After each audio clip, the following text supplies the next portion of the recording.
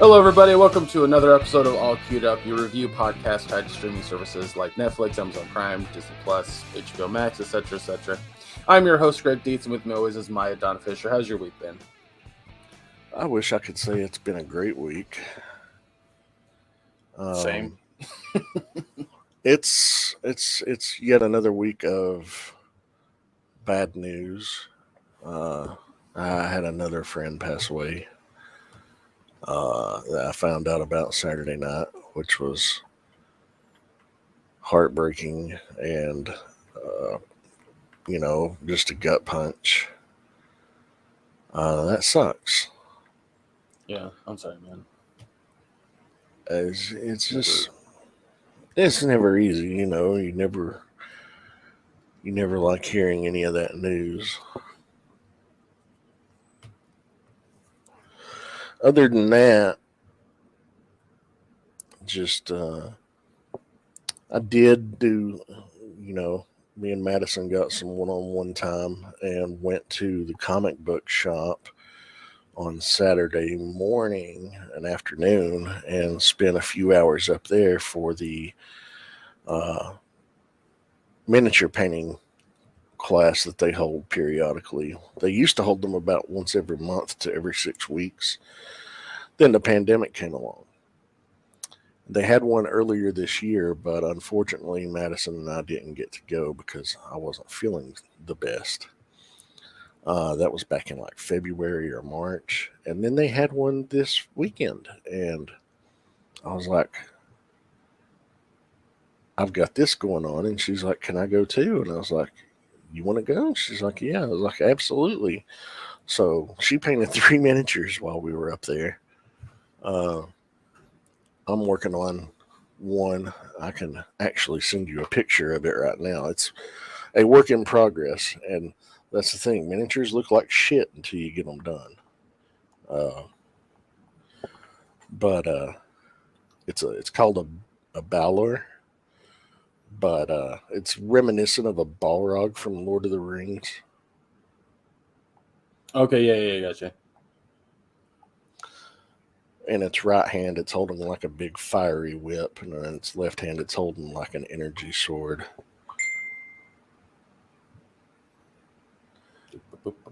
Oh my god. But that's what I'm working on. I've still got so much to do on it. Yeah, I was like, there's not a whole lot of details, like 3 colors at the moment. Yeah, essentially. Actually, just 2 colors, just the base red and black. I've not put any other color on it. Oh, I assumed that the white you painted on. No, that's the primer. Gotcha. What's funny is a slight side note. I was really excited to play Power Wash Simulator because that came to Game Pass. Fun fact, you know that small, I don't know if you've ever had the feeling, but it's this like kind of anxiety sort of feeling when you're trying to do something that takes precision, and the second that you fuck it up, you get that like weird feeling like you don't like it.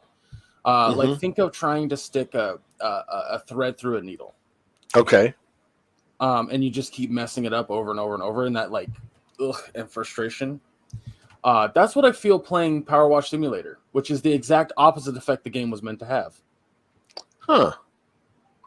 So that's fun. That was a fun little development in my life. Huh. But yeah, other than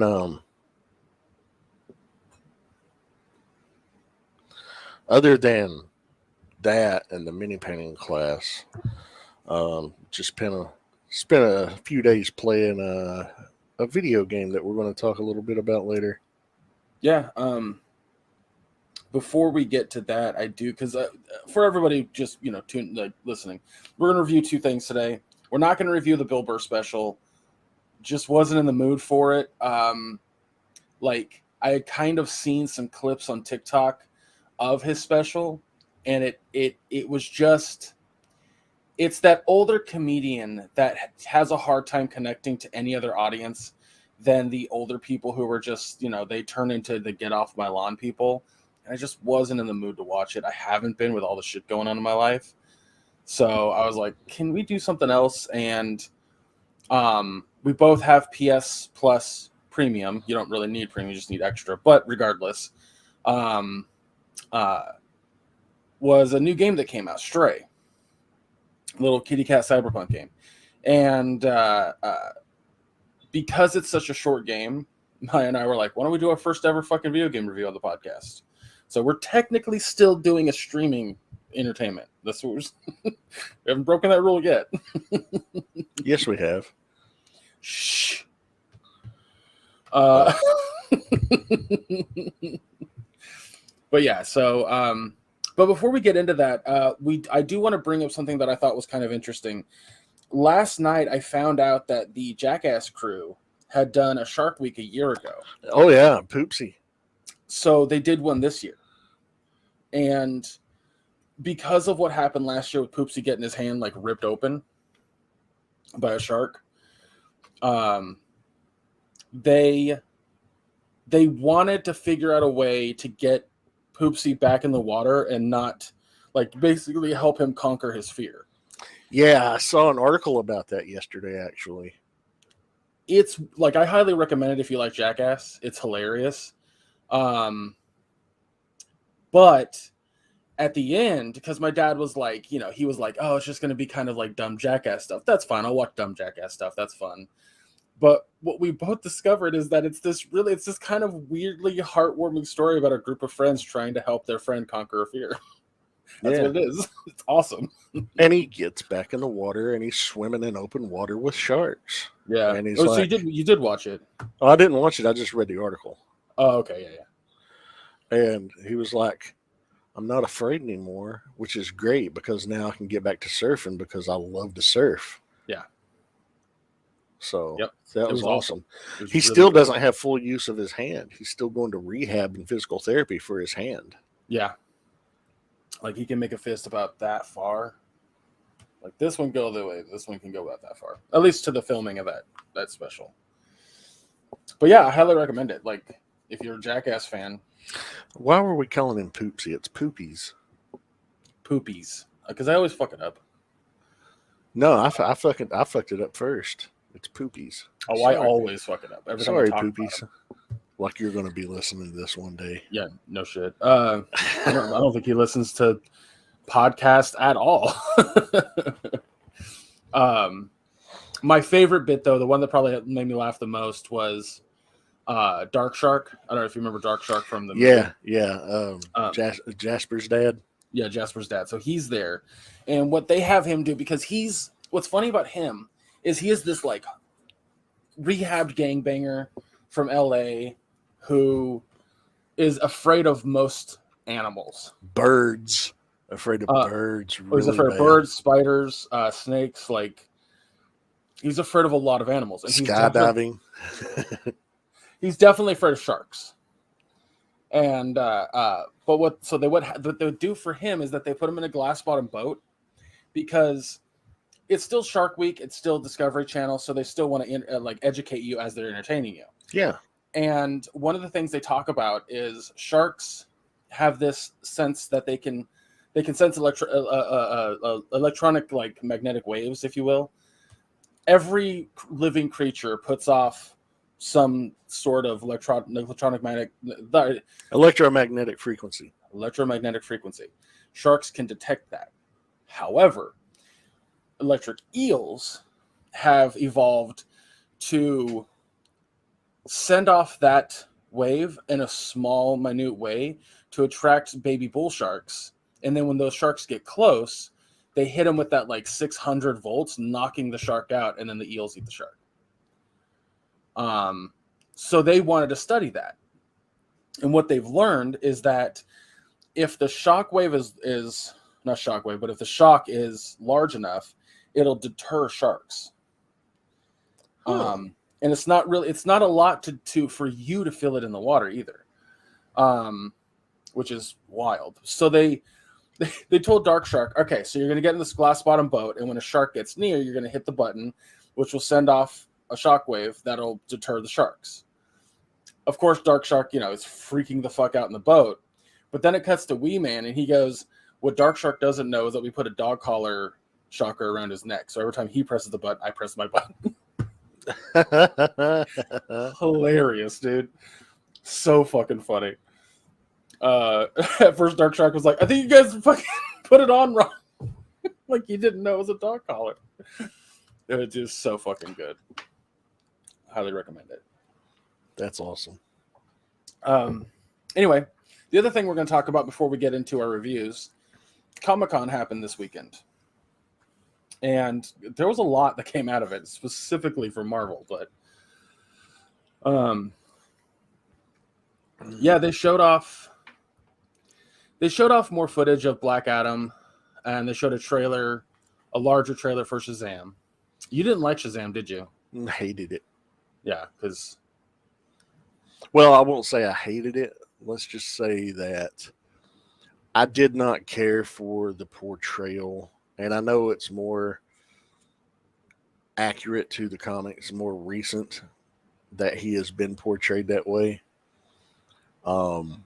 As being just a 13-year-old in an adult's body.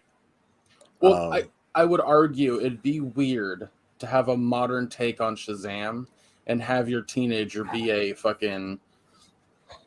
lawful good Boy Scout.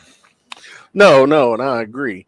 But, you know, the way I read Shazam growing up is it was like Shazam was the persona that he took on. He wasn't just Billy Batson in a grown, superpowered body. I don't think I've ever read Shazam that way. So, yeah, I mean, I just didn't care for the portrayal, you know, and it makes sense. I just don't like it. And that's a personal thing. Yeah. I was just asking because I remembered that you were you weren't the biggest fan of the movie, and the sequel very much looks like more of that. Yeah. Which I mean, I'll probably watch it when it comes to streaming services, just to watch it and say it did.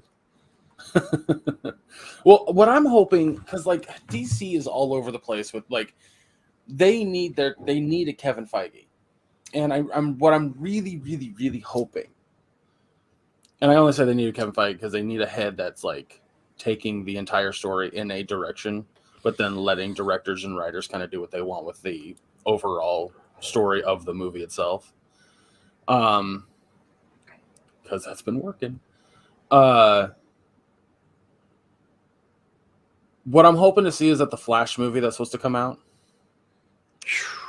resets everything as it has done in the comics. Well, I know one thing. They need to push the reset button on their Flash. Oh, that's what I'm hoping. I'm hoping that whatever... They should have just used Grant Gustin. Well, I don't agree with that. Well, I think that he works for his CW show, and that doesn't need to really move into the movies unless you're talking about from the outset. They should have used Grant Gustin. Yeah, that's what I'm saying. Okay. Well, I mean, From who was the going to outset. that Ezra Miller was a piece of shit at that time? Well, that's true. Because he hadn't really done a lot of piece of shit douchebaggery behavior yet. Yeah, he hadn't. But I know that Warner Brothers wants to get rid of him. So, like I said, what I'm hoping to see in Flashpoint Paradox is a full-on reset of the DCEU. And they keep, like, Jason Momoa as Aquaman. They keep Zachary Levi as Shazam. And hell, I would be okay with keeping... what's her name as Wonder Woman? Yeah, I was getting ready to say keep Gal Gadot as Wonder Woman. Yeah. But, you know, just create like this, all these multiverses are merging into one, and it's going to create one universe. Like Crisis on Infinite Earths. That's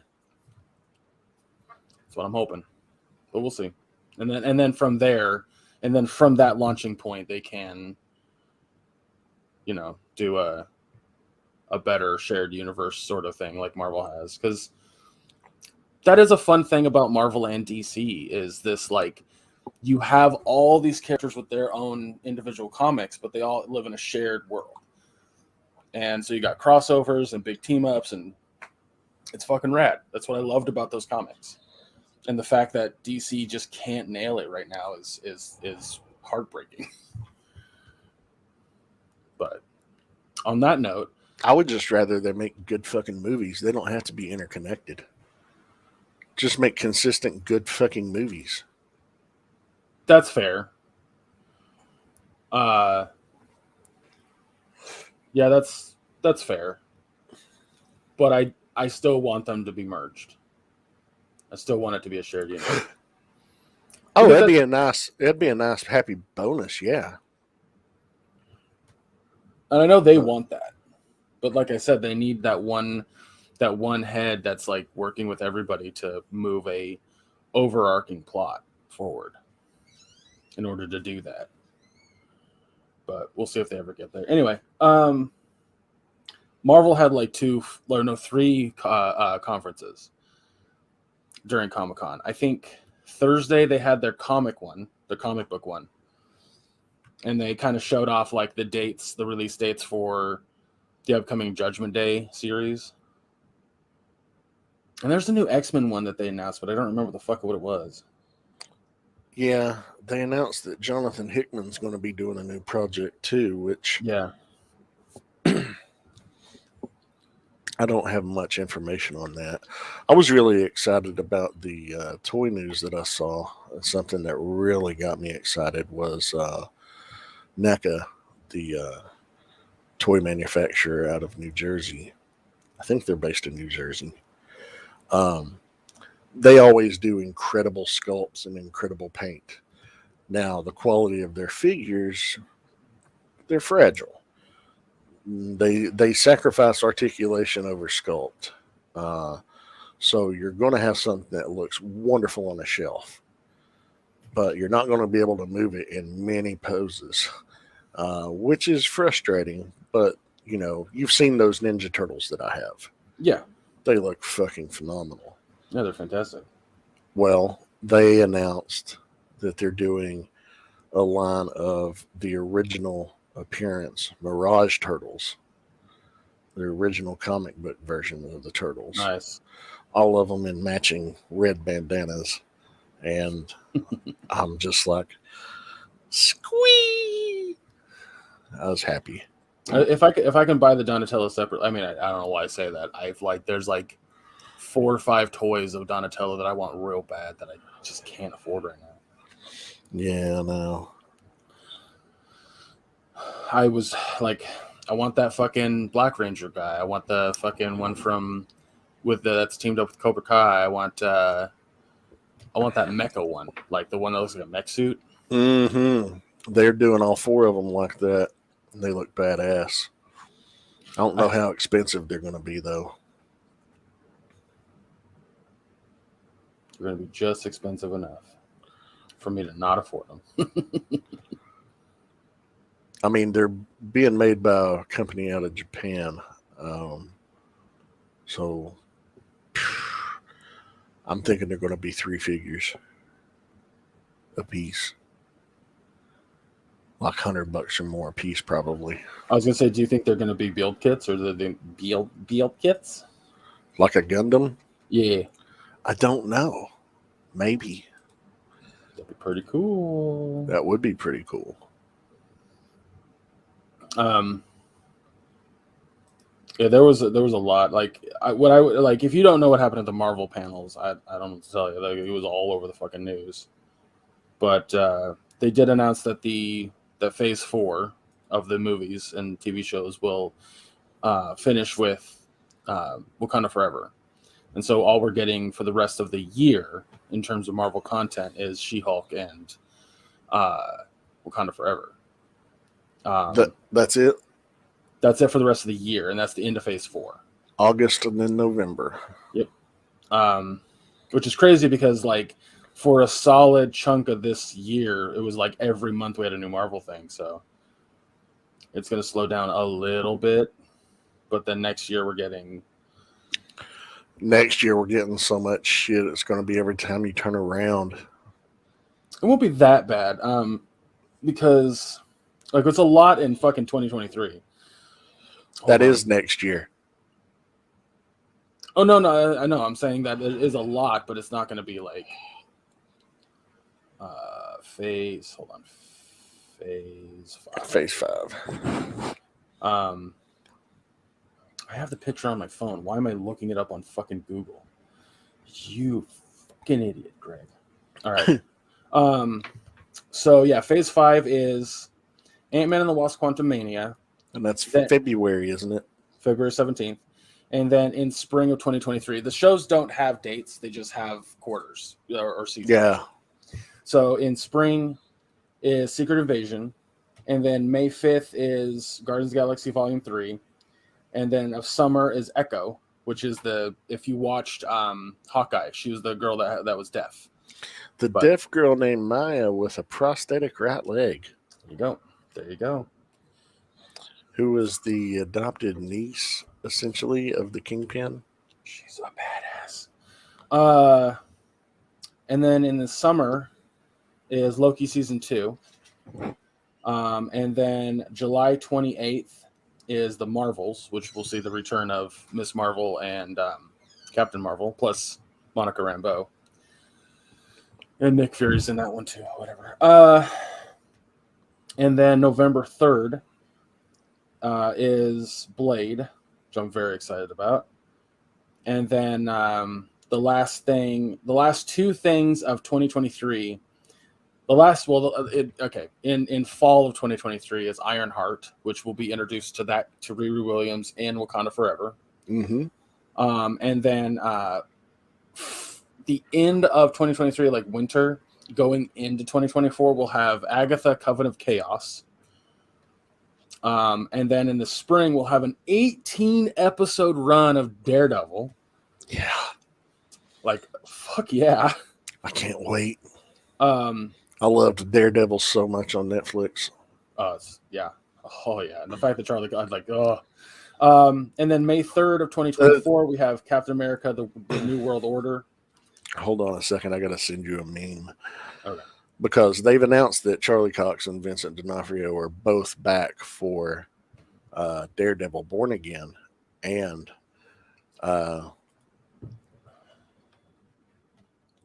they're like, what about the other characters? And there's a hashtag, Dicks Out for Foggy. Jesus. Yeah. That's amazing. Hashtag Dicks Out for Foggy. And there's this meme here that I'm sending you right now. And for the listeners, it's basically Eldon Henson who plays Foggy. It's a couple of pictures of him photoshopped onto a guy, and one with Jon Favreau. And it says, when people ask why your dick's out, well, it's Dick's Out for Foggy.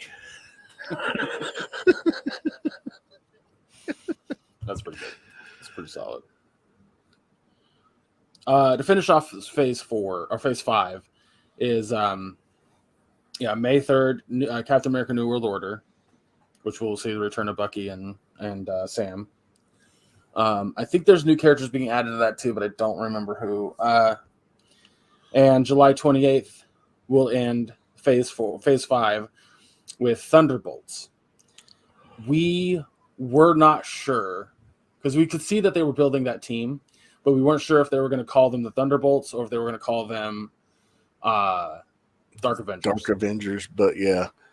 Wait, and that is something we mentioned on here before, talking about the Thunderbolts. And I think the week before SDCC, somebody let it slip that Marvel had copyrighted or trademarked the name for Thunderbolts for use in television and movies. Yeah. So exciting, very exciting stuff. I'm looking forward to all of it. They did show off trailer, like a teaser sort of thing at Comic-Con for Ant-Man and the Wasp: Quantumania. which kind of introduces like Jonathan Majors as Kang the Conqueror in that trailer, and I was like, I need to see that. A brief small thing for Secret Invasion, and a full-on trailer for Guardians Volume 3.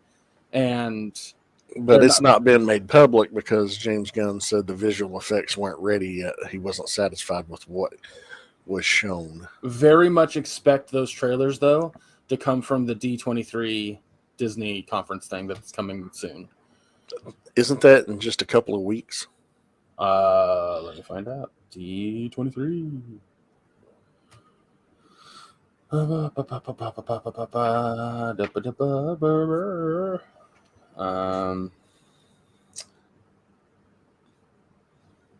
September 9th, 10th, and 11th. Oh, okay. So in a month.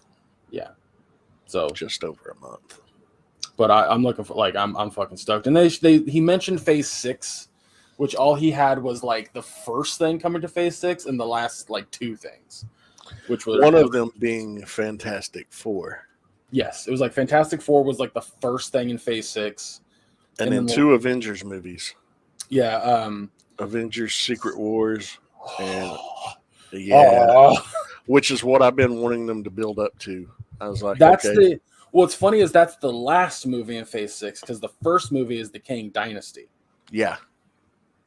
So and they're 6 months apart instead of a full year, but they're one story, much like Infinity War and Endgame.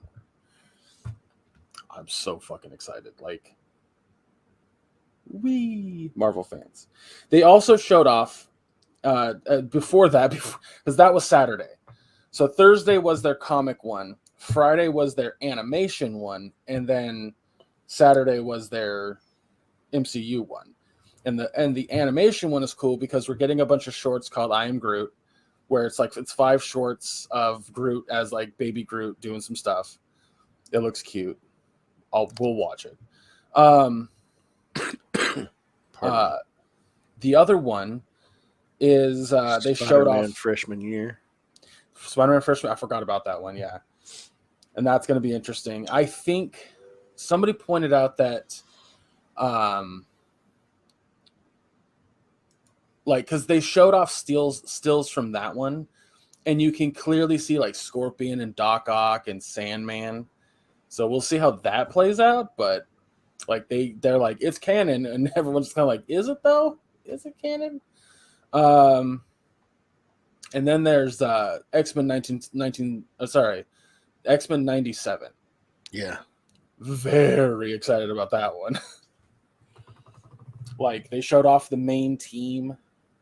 They showed off the fact that, if you remember at the end of the animated series, Xavier fucks off to the planet where mutants live to be with his wife or be with that girl or whatever. Thought he went to the Shi'ar Empire to be with Lilandra. Shi'ar Empire, yeah. Which is a different planet, right? It's a star system itself. Okay. I mean, there is a planet Shi'ar, but it's also in the Shi'ar system, if I'm not mistaken. I need to watch that final season just to make sure I'm all caught up, which is all on Disney Plus. They did a brief Age of Apocalypse adaptation at the beginning, which was awesome. Yeah, I need to rewatch it. Really badly need to rewatch it. But yeah, so this series takes place right after, and then the X-Men are going to be led by Magneto, who looks way different than his red suit. Well, he looks like his Claremont run when he was the head of the X-Men. So they're full on that then. Yeah, when he was headmaster of the Xavier Institute. That's the costume that he wore. I didn't ever read that part of Claremont's run, so. Oh, okay. Yeah, but that was back when New Mutants was around. Speaking of New Mutants, there's a whole team that's basically the New Mutants. It's like Cable, Bishop, Nightcrawler, Morph, Forge, and then Sunspot. Yep. Yeah. That's dope. That's fucking dope. And then they showed off a still of Mr. Sinister and his crew, and I'm like, yeah. What was that noise again? I'm very excited. We also got a She-Hulk trailer. I can't fucking tell you how happy I am about that show. I know. Like, I fucking love She-Hulk. She was one of my favorites when I was probably a teenager. Like, I didn't grow up reading She-Hulk, but what I loved about She-Hulk was it didn't take itself too seriously, and she was only a hero if need be. Because most of the stuff I read was straight up fucking courtroom dramas. And people always ask me, like, so why did you read it? It wasn't a superhero comic. I was like, because it was still a superhero comic, but different. It was cool. I'm fucking excited. And that's what the show is. Like, straight through and through. I think I said to you when they first talked about it was like, Jennifer wants to be a lawyer first and a superhero fifth. Yeah. And a little known fact to casuals, but she was breaking the fourth wall long before Deadpool ever thought about it. Way before Deadpool. She was introduced in like the early 70s and was literally jumping. I think it was 1980. I swear to God it was the 70s. Hold on. Let me. She, like I said, I didn't read the 70s ones. First appearance. No, it was 1980. It was straight up 1980. I thought it was the 70s. Yeah. The Savage She-Hulk #1 came out in February of 1980. Yeah, I read more of the Sensational She-Hulk. That's what I read. But the thing, just to clear up, and I don't know if the show's going to do it to this extent, but the difference between She-Hulk and Deadpool knows he's in a comic. Deadpool knows he's in a movie. He's in an animation. He's in a video game. He knows that. Jennifer doesn't. Yeah. She doesn't, like, there have been moments where she's like, I don't know who I'm talking to, but you know I'm talking to you, or some shit like that. And it's like, what? Like, it's really funny. Like, she just knows she's being watched. So that's why she breaks the fourth wall. It's crazy. But yeah, I'm so excited for that show. And it's the way they described it at Comic-Con too was it's going to be a 6-part, half-an-hour comedy, which makes sense for her character. And so I think each episode is going to be its own, like, court case. Or something to that effect. I think the first episode is probably going to be origin and training with Hulk. But that last shot in the trailer, though, yeah, got me absolutely fucking hyped. Yep. And not just because, like, oh, we know Daredevil and yay.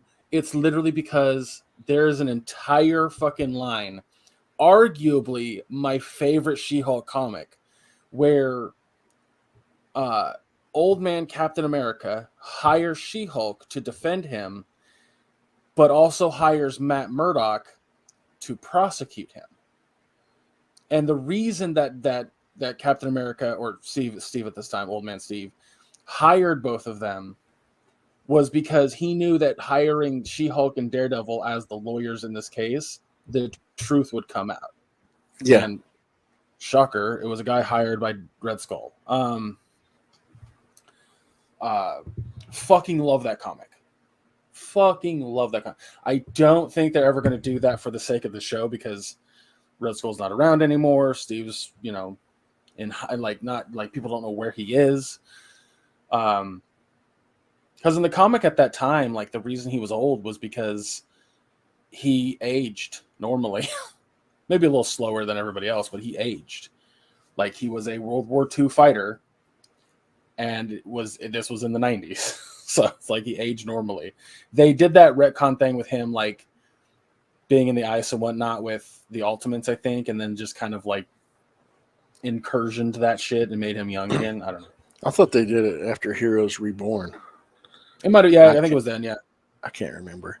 When Liefeld drew that god-awful cover of Captain America. And it just so happens Elon Musk has that exact physique. I was about to say that. Look, maybe Liefeld was onto something. We don't know. But yeah, I'm fucking like, I've watched the She-Hulk trailer and cried from excitement, and then I watched the fucking Wakanda Forever trailer like 3 or 4 times, and I cry every single time. Like, I don't think y'all understand how much I love superheroes. Like, Masturbates to them. First and foremost, you're not wrong. Like, I know you're making a joke, but I have. She-Hulk being one of them. And Rogue, if you really want to break it down. That's fair. But this was also when I was much younger. As an adult, it's doesn't have the same punch. White Queen. You have to go to certain sites for that. Funny enough, on a side note, there is a She-Hulk porn. Again, just to clarify, these types of porns are hilarious because they're so poorly acted and whatnot. But this particular Avengers porn, because there's multiple characters, is hilarious for 2 reasons. The costumes in the Avengers porn are more comic book accurate than the MCU movies.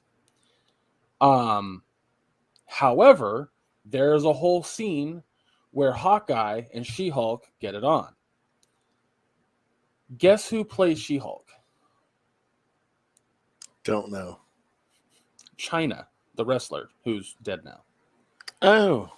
Well, I didn't know how recent it was, so it's old. I should have said her. I've watched the whole thing because it's so fucking funny. Because that's who immediately came to mind. Porn parody. Like when I watched it, it was with the friends I was watching it with. We were fucking Avengers XXX is what it's called. It came out in 2012. But yeah, the costumes are super comic book accurate. Like Hawkeye full on has his purple suit with the H on his head. It is so fucking funny. But yeah, so China plays She-Hulk in that. Anyway, get off porn. Not get off to porn, to get off the porn subject. Anyway. Oh, that was the other thing that I thought was kind of cool was they talked about Ant-Man and the Wasp: Quantumania, and that Kang is not the bad guy of that movie, and that Ant-Man and the Wasp will be fighting multiple characters in the movie, one of which, MODOK. Oh, no. Oh, no. I love MODOK. I fucking love it. He's so stupid, silly. Love MODOK, but we'll see how they do MODOK. Also, that Bill Murray's in the movie, but they didn't say what his role was. Please, he's MODOK. He's MODOK. You watch, he'll be the voice of MODOK. Oh, it's gonna be so good. Anyway, we've been doing this podcast for what, 35 minutes now? 40. Well, 39 minutes and 7 seconds. How long did it take to start it though? Because there's like a minute. No, maybe 20 seconds in. Okay, well, fuck. Let's get to the review, shall we? Comic-Con was awesome. Go watch the shit and whatever. Jesus, the fuck, 40-minute prelude to the actual part of the podcast that we need to do. Players episode 9. Let's talk about that real quick. It's the penultimate episode. Do you want to do a synopsis real quick of it? Well, essentially, it's, the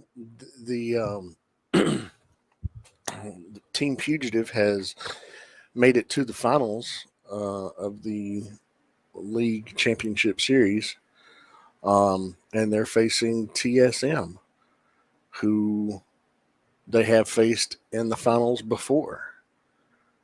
And Foresight is the captain of TSM. former partner and axe brother of Cream Cheese, and they build up this rivalry between the two of them. And they showed their basically flashing back to their first meeting in Las Vegas in the finals 5 years prior in 2016, because remember the show set in 2021. And how basically Cream Cheese went for a move that would have been huge had he landed it, but he fucked the move up and it cost them the game. And then his mind just unraveled from that point, and they lost the series. And ever since, they've made it back to the finals on 3 other occasions, and they've been 0-4 ever since. Now the hype is with them. They're like, okay, we're going to the finals. We've got this hot new rookie of the year.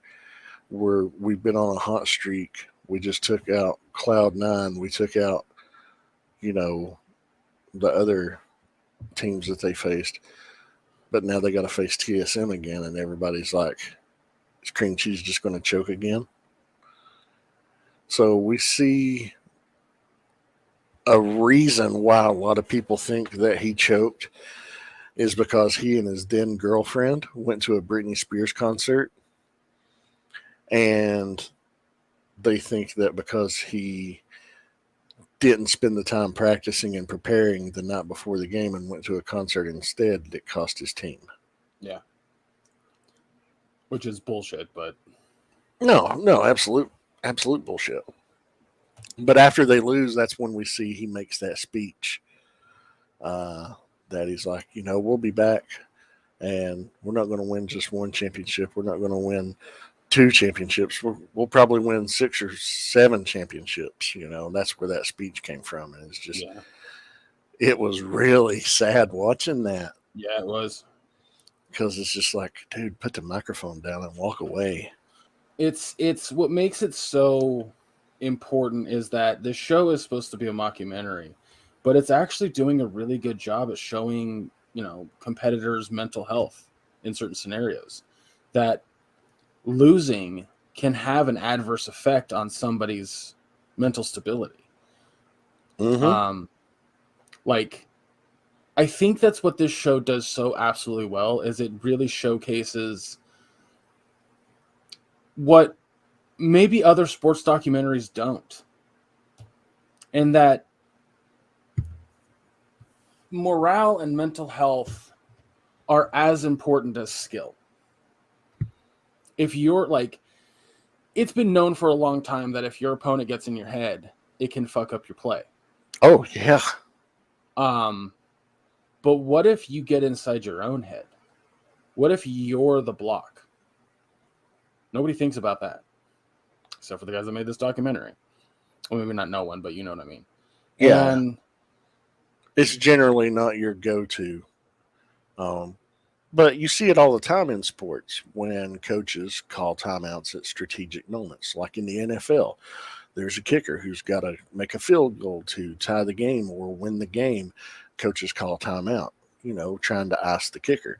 Basically, trying to get the kicker inside his own head, get lost in his thoughts, start doubting himself, those kind of things. And that tactic is used not in the same manner, but we see it used in the finals in 2021 when Fugitive is facing TSM. They actually go up 2-0 in the best of 5 series. And it's just like they're totally outplaying TSM. Yeah. And they seem to be well on their way to a victory. And then a timeout's called. And a timeout's called because of an equipment malfunction. Well, during this equipment malfunction, instead of the headsets that the teams can talk through to each other and their coach, they just have white noise pumped in. And it was a really long pause. So now it's like Cream Cheese gets stuck in his thoughts. Mm-hmm. They all did. I mean, to be honest, they all did, really, but it really focused on him. because they could hear through the white noise, like the crowd going, Yeah, but the just crowd's TSM. chanting for TSM. So that didn't help anybody. No. But yeah, it comes back and they end up losing that game. They're still winning. They're up 2-1, but it closes out. We see Cream Cheese just balled up in a corner, sitting on the bathroom floor, crying his eyes out. Yep. Because he thinks he's done it again. And it didn't help the fact that his former friend and teammate that's on TSM, Foresight, just puts in the group chat, oops. Making the allusion to the Britney Spears song, and that got into his head even more. Yeah, I was like, it was a really, like, to be fair, it was a really good fucking get in someone's head insult, because it was a double entendre. Like, you sometimes, if you win quickly or you win really well, you're like, oops. But then also it's the oops, I did it again, and it was effective. It was super fucking effective. And like you said, the episode closes out with us seeing. Thanks, motorcycle. Appreciate that. We see, you like say, Cream Cheese balled up on the bathroom floor, and I remember thinking when I saw that part was I felt so fucking bad for Cream Cheese. Like, this show starts off and you're just like, this fucking douchebag, right? Yes, exactly. But now I'm like, I'm not only rooting for Cream Cheese, I feel bad. I want to give him a hug. I want to tell him it'll be okay. I want to, the empathy in me wants to help him out. Mm-hmm. But, he's not real. And it just goes to show the fucking, like, how good this show is. Like, it's when we watched American Vandal, I don't remember feeling this way about either season, right? It was kind of like, I was like, the most I was like, I want to know who did it. Like, that was it. That was as far as my mind went in regards to it, like, it being fake, but also a story. But this one is making me give a fuck about these characters. And I'm like, God damn, it's fucking brilliant. But, yeah, I'm super excited for the finale. I cannot wait to watch it. And I have a feeling it's going to be heart-wrenching. I just, in my bones, I'm like, they're going to... I want them to win so bad, Maya. I really, really do. But you don't see it going that way. No. I don't know. It might get the Cinderella ending. I hope so. They deserve it. But, like, because I could see the show going two different directions. Season 2 is they won, but, where, like, that's even if the show gets to season 2. True. They win the championship, and then the next step from there is trying to build a legacy, right? Or they lose, and then season 2 is about them being bought out by a company they don't like. And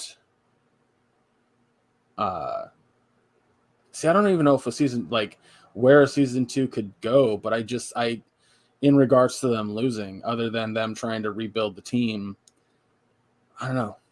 I'm fucking, like, I'm in it to win it with this show. It's so good. Anyway, let's get final thoughts and a grade, because the show's gonna run a little long. This episode was fantastic. I give it an A+. It was an excellent episode. I didn't find a flaw with it. Yeah, it was. I mirror that. It was emotional. There were literally, I got goosebumps at one point. Yeah. So, I mean, it's that well done. It's extremely well done. And I'm sad that we're only getting one more episode. Yeah. No, I think I agree with you. It's absolutely an A+ episode. This show didn't start off as strong as this episode. But it has gotten better and better and better and better every single week. And I fucking love it. I love how they break down the fucking the mental stability of all of the players, not just Cream Cheese and Organism. They are our main characters, but you know, we get the mental stability of a character that was kind of off to the side a little bit. Frugger, like, he clearly wanted to be part of that group. He clearly wanted to be with an in-group that accepted him regardless of his skill level. And he was willing to do whatever it took to be there, including just be a yes man to Cream Cheese's nonsense. Yeah.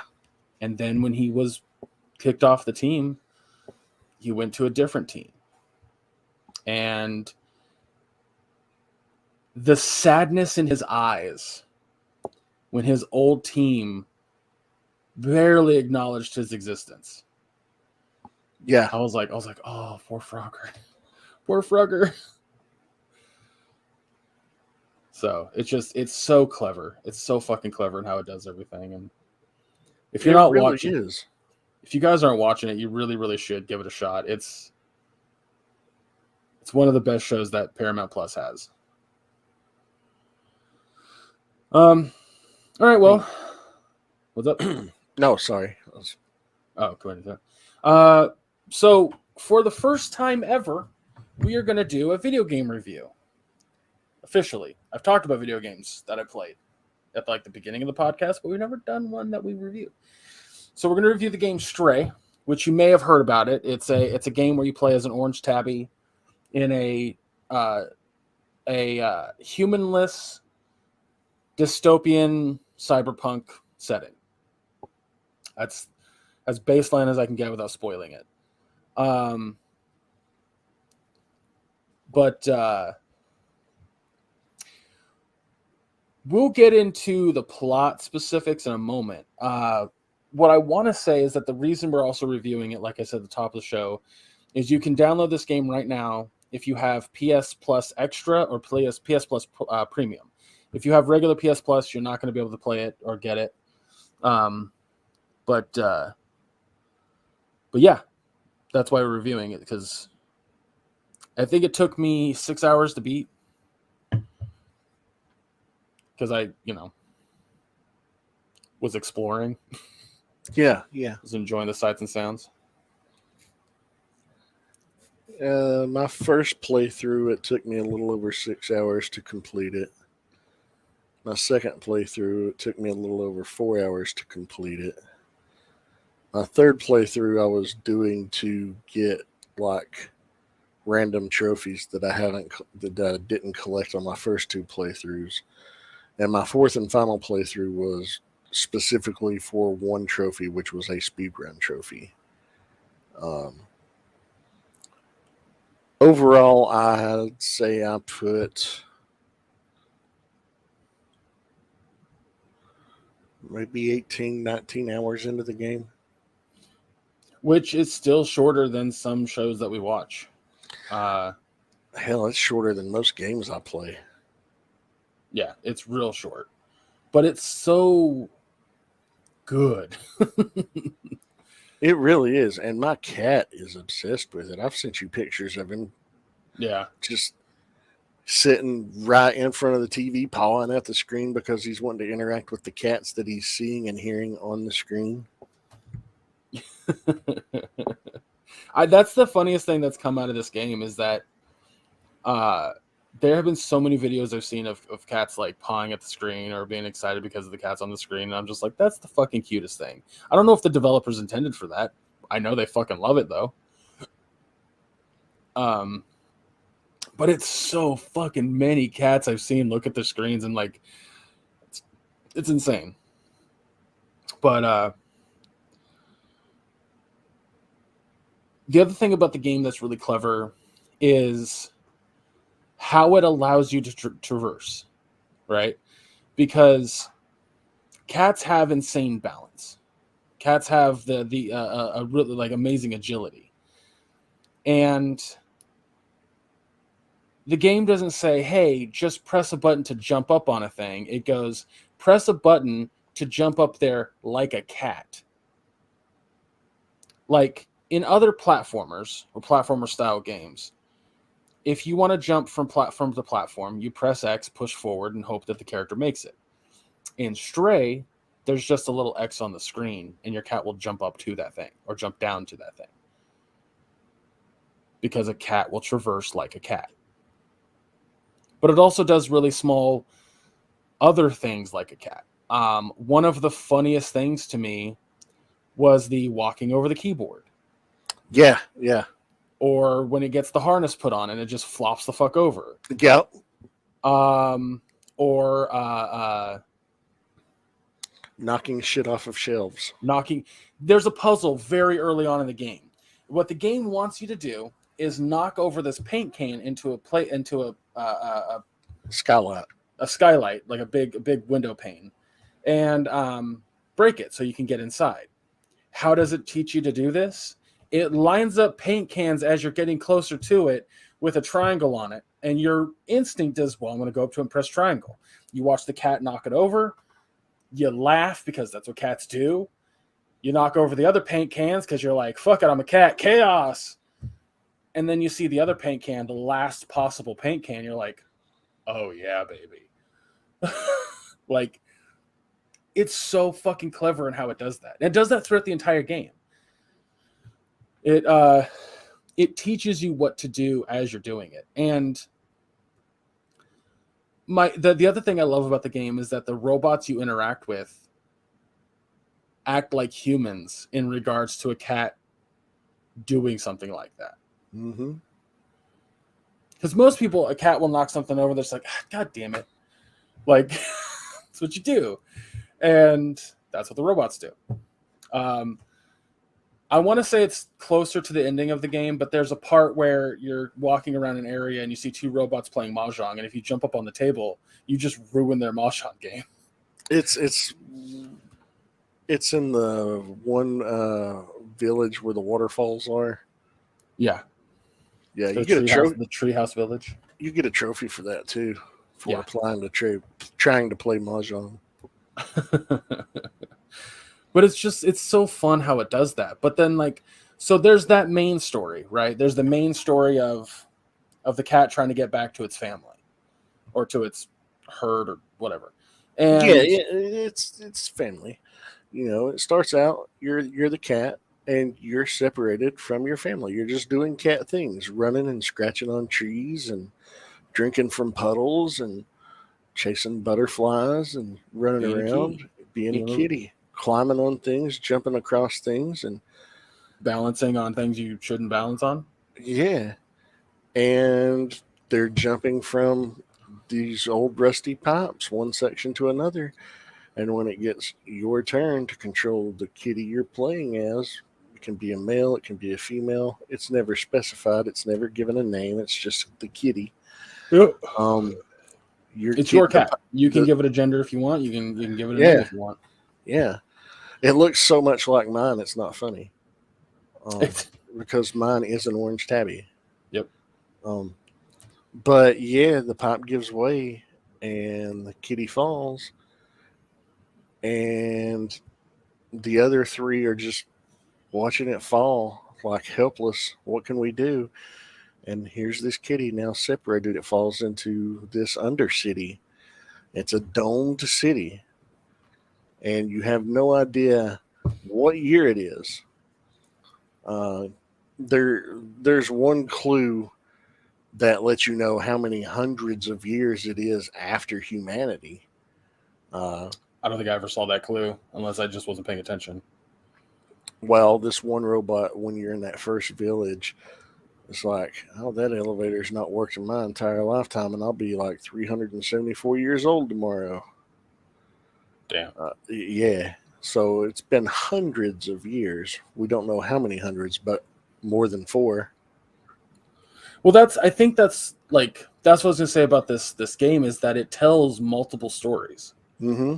It's not just one. It's and I think that's what's so clever is that you're going through that first area and there's the story of the guys that wanted to get out of the city, and you're going through that and you're like, this is rad. And then there's the story about the guy and his son and the guy is a scientist, and you reunite them. But then you get the story about like what the fuck totally Doc and Marty.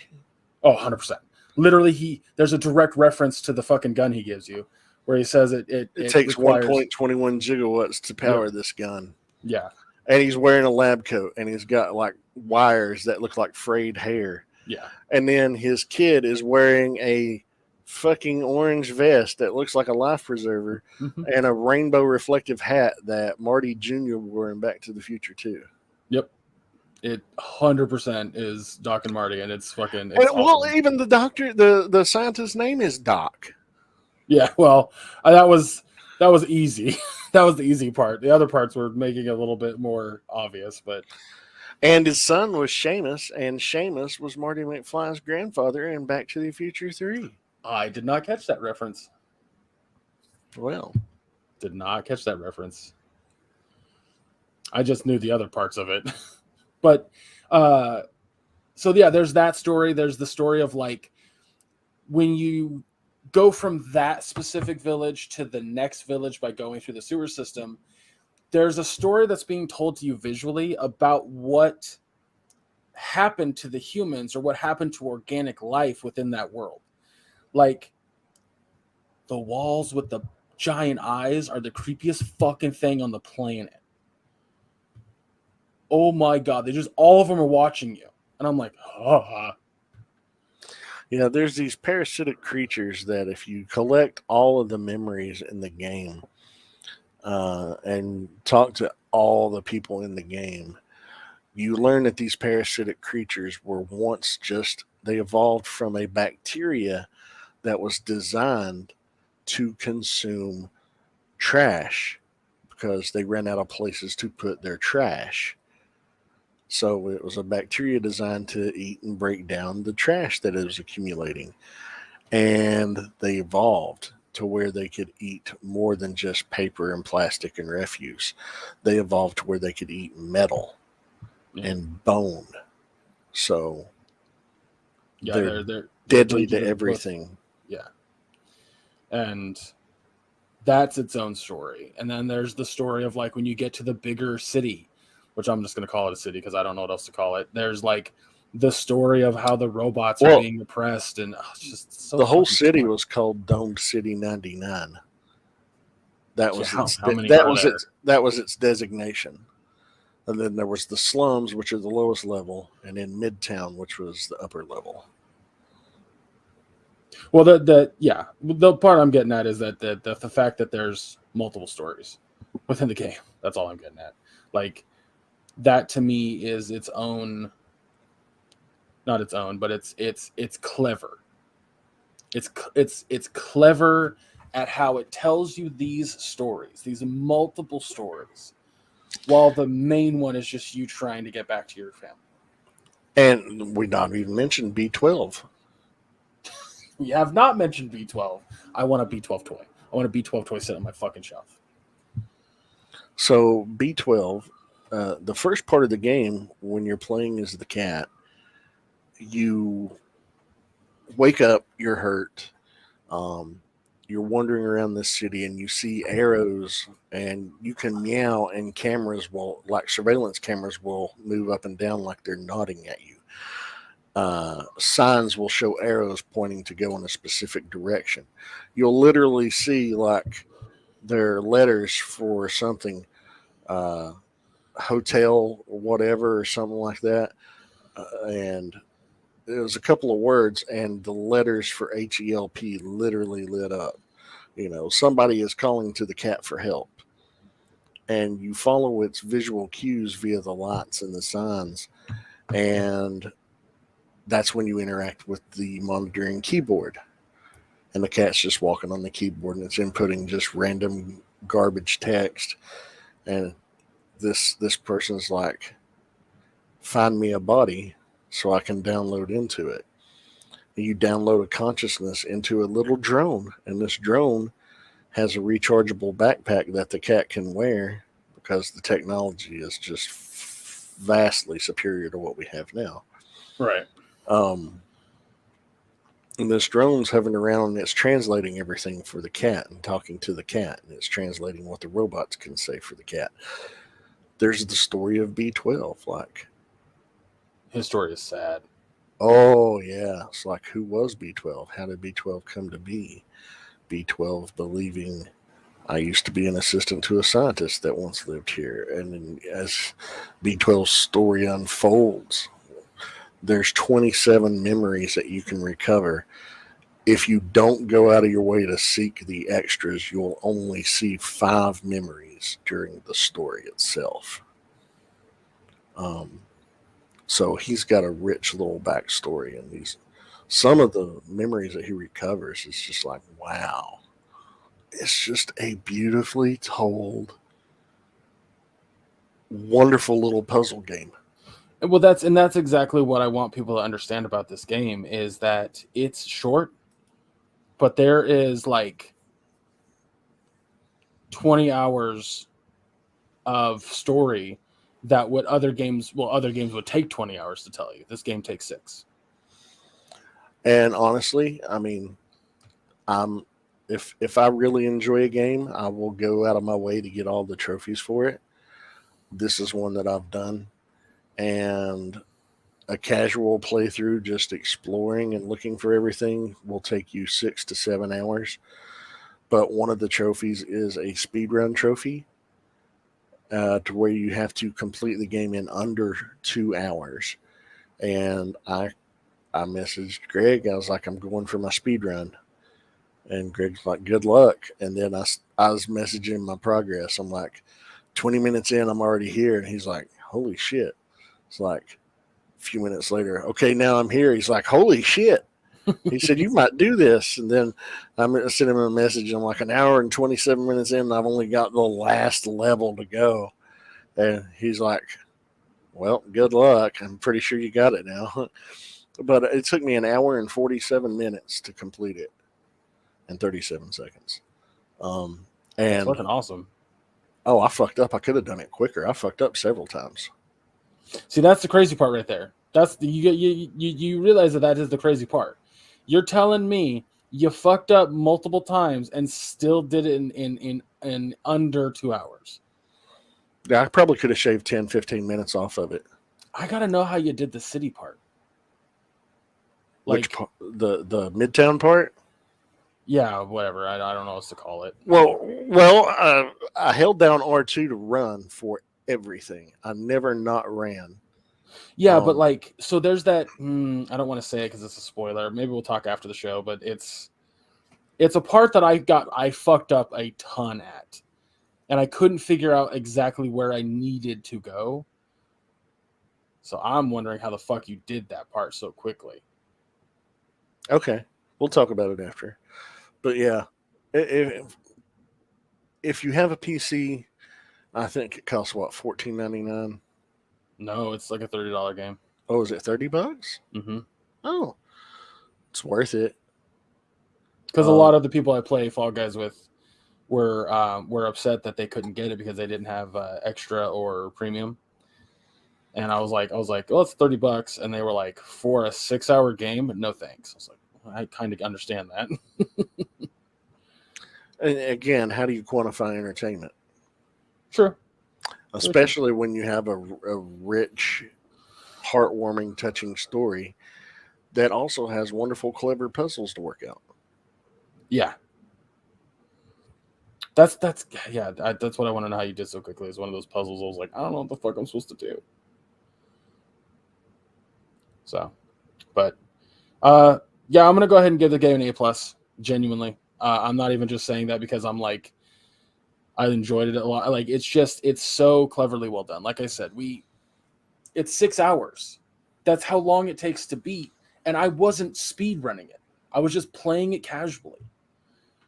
6 hours, and in that 6 hours, I was told like 8 fucking stories. God, it's so fucking well done. A+, A fucking plus. You? Oh yeah, I have to give it an A+ as well. This game, I don't play a lot of indie games. Sure. You know, because I spend a majority of my time playing these long, epic saga type games that take 80 plus, 100 plus hours to beat. And I love games like that. But this one here, you know, we're cat people. We love cats. Misty was like, oh, she was really excited about this game. I'd never even watched the trailer for it. And you Yeah, said, I think oh, I told you about it first. I know. You told me about it. She told me about it. She watched the trailer. I never watched the trailer. I was like, oh, that's interesting. And then you said, yeah, I've been playing Stray all day and I hadn't even played it. And then the next day I was just like, fuck it, let's check out Stray. And then I beat it that night or the next morning. Yeah, the next morning. And then I played through it again later that day. It's like I didn't stop playing, it's not like I didn't stop playing it. I played it for a few hours, put it down for a few hours, and go back for a few hours. And over the course of a couple of days, I'd put 18 to 20 hours into it and did everything you can possibly do in the game. There's 25 collectible trophies for it. I got all 25. But yeah, it's a lot of fun. It's deep, it's rich, it's beautiful. If you have cats, prepare to have your cat block your screen and your view of what you're trying to do. They will get in the fucking way. Oh yeah. But it's worth it.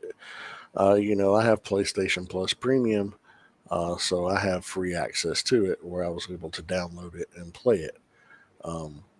But I don't know before playing it would I pay $30 for it? Probably not. Yeah, $30 is a bit steep. Like it's 15, yeah, perfect price. So if you catch it on sale for 15, buy it. It's worth it.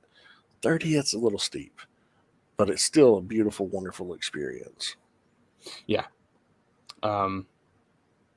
It's definitely something that I recommend you keep an eye on for when it goes on sale if you don't have extra or premium. Because like I said, it's one of my friends were like, I want to play it, how much? I'm like, 30. They're like, I was like, okay. And here's the thing. If you're playing online and you have PlayStation Plus and you don't want to pony up the extra $2 or $3 it is from regular plus to extra, oh, come on. Cheapskate. Well, I will say this. There are people that I've spoken to, two to be specific, that have the yearly subscription. Mm-hmm. And it told them that the only way to upgrade to premium or extra was to pay for the rest of the year. Oh. Yeah, well, so they were like, I can't pay $60 right now for that. That's different. That's understandable. That's 100% understandable. Yeah, I don't follow anybody for that.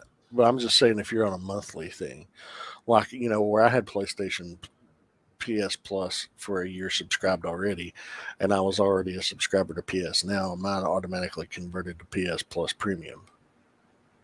Oh, shit. Okay, that's okay. So, yeah, you might have PS Premium if that's the case. I do. Yeah. No, I'm saying other people. Oh, yeah. I just because I do a monthly thing with my PlayStation and Xbox, whatever I have, because there might be that time where I need to cancel it. And so I don't do the year. Plus, a year is a bit steep for me to just dump money into it right away. But anyway, so yeah, mine was like when it went live last month, I was like 2 or 3 days before the payment. So it was literally like 75 cents. I was like, yeah, sure, fuck it. But then I got charged the $18. So there's that. But yeah, but that's the thing. I got premium because I wanted to play Stray. I wanted to play it so badly after I saw the first trailer at like an E3 or whatever. That's the thing. I fucking love games that are different. I tend to kind of shy away from like, oh, it's another military-based shooter. I don't really care. Like Japanese RPGs are getting a little stale because they're not really doing a whole lot different. Like they're being different enough, but not like super different. But indie games really go different. They really go hard into the paint on different. And so I tend to play a lot of indie games if I'm not playing fucking Fall Guys. Which in itself was an indie game. Yeah. I mean, not even in itself, it genuinely was an indie game.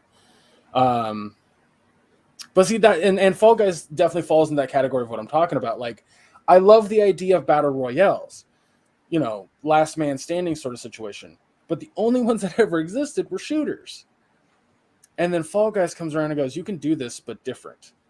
And I was like, fuck yes. And so those are the games I gravitate towards.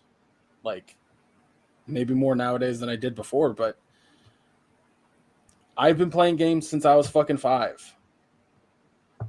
And they're like, sure, don't break what ain't, or don't fix what ain't broken. But I argue, if you're not doing something new, if you're not doing something different, then what the fuck are you doing? Mm-hmm. And Stray hit all those notes. I just wish it was longer. Yeah, I would love for this game to have a sequel. Like a 20-hour sequel would be awesome. It's like Stray 2, Journey Back to Your Family. It's like multiple dome cities, and oh, dude, it'd be awesome. Anyway, we should wrap up the podcast because we've been going hour and 16 minutes and change now. It's funny, we had 2 things to review, but spent more of the time talking about Comic-Con. So next week, what's that? About equal amount, give or take. Anyway, next week, everybody, we're going to be talking about the finale of Players, which we're both obviously very excited for. But we're also going to watch a documentary on HBO Max called We Met in Virtual Reality. It is a documentary about people who met in VR chat or other virtual reality settings, made great friends, found their significant other, yada, yada, yada, during the pandemic. The entire documentary is filmed in VR chat. So, very interested to see that. And the other movie, we're going to watch the movie written and directed by the Russo brothers, who you might know directed like Captain America the Winter Soldier, Avengers, Infinity War, and Endgame. Countless other things outside the MCU, but they're most known for right now for those movies. But they directed a movie for Netflix called The Gray Man, starring Ryan Gosling. Ryan Gosling, thank you. So yeah, we're going to check those things out and be back next week with those reviews. Make sure you follow us on all socials, which are listed down below. We'll try to keep you updated if we add or change anything. I meant to do that. Actually, still have time because this episode doesn't go until Friday. Yeah, because last week, like I said, we talked about reviewing the Bill Burr special, but I'm just not interested in watching it, so we did Stray instead. Which I again should let you all know after done recording this. But yeah, social medias, that's where you'll find that information. Check out the Teespring store. There's a whole bunch of stuff over there with our cartoony faces on them or the logo of our show. You can support us in public, and people will ask, hey, what's that? And you go, oh, it's a podcast I listen to. These guys review shows on streaming services. It's cool. Check them out. But yeah, you can find all sorts of stuff over there. And the proceeds go directly into the podcast. Help with service fees for the website or stuff we need for our computers. If you want to watch the live video version of the podcast, you can head on over to our YouTube channel. That link is also below. If you're looking for more podcasts to listen to, head on over to the Nerdvana Network. Plenty of awesome shows with nerdy people talking about all sorts of stuff. I need to get a list of names of shows so I can read them off to y'all because it's a lot over there. But yeah, that link is also below. That's it for my notes. Where can folks find you? You can find me on Facebook under my name, Maya Dawn Fisher, which is a public profile, and one that has both my Twitter and Instagram accounts linked to it. So you can follow me at all three places, your one-stop shop for all things Maya. And hey, who doesn't want more of me? That was Well, the weirdest way to say that, I think. it's true though. It's not untrue. Just odd. Oh yeah. But derailed my train of thought. You can also catch me on Figure Bangin', which is a live action figure review show on the Realm of Collectors YouTube channel that airs every other Wednesday night at 8:30 p.m. Eastern. So if that's your thing, get in there and check that out. But that's me, Greg. Where can people find you? You can find me on all socials under Chub Rock Geek. Also, since I have more time now, I'm going to try to record more solo reviews for the website or for the YouTube channel. So I'm going to go back and like try to figure out what I've watched and maybe do like a quickie review for the channel. But yeah, like I said earlier, the YouTube channel is linked below where you can find those. That's it for right now. I really don't have any other projects going on. But apparently Maya and I are going to be doing 3 D&D campaigns. So that's going to be fun. Oh yeah, I love fucking playing D&D. It's so much fun. well, when you get the right people together, it can be Accurate. Arguably though, that's for just about anything. I feel like that's true. That's true. But yeah, everybody, like I said, Players Finale, Gray Man, we met in virtual reality. That's Paramount Plus, Netflix, and HBO Max. So 3 different services right there for you. Thank you guys so much for listening. Fuck the GOP, fuck the NRA. Donate and help where you can. We'll see you next week. Take care, everybody.